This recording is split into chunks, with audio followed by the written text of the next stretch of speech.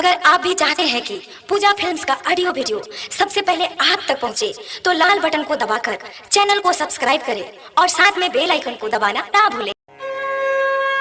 बोला बोला छठी मैया की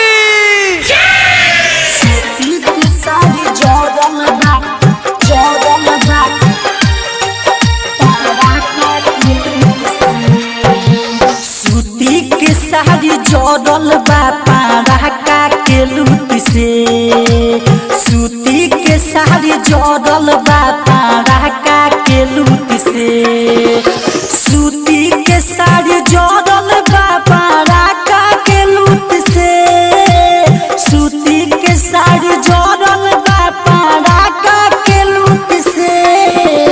कहले रहनी लगी भौजी बैठा घुसुक के, सूती के साड़ी जोड़ल बा पारा के लूट से,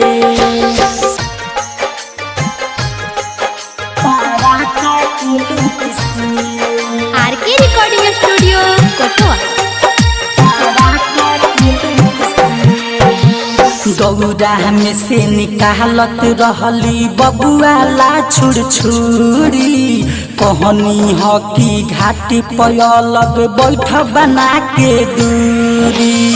गौरा में से निकालत रहली बबुआ ला छुड़ छुड़ी, कहनी ह कि घाटी पयलग बैठ बना के दूरी।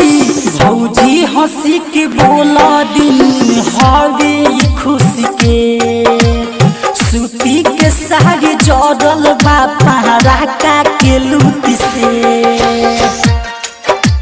सूती के साड़ी जोड़ल बा पारा के लूट से। राइटर अनमोल के देखनी उड़ावत आसमानी बम हो, पराका की आवाज तो सुन के डर गई जय हम हो। राइटर अनमोल के देखनी उड़ावत आसमानी बम हो, पराका की आवाज तो सुन के डर गई जय हम हो। भोगवा तनले पूजवा लहंगा देखले बाबू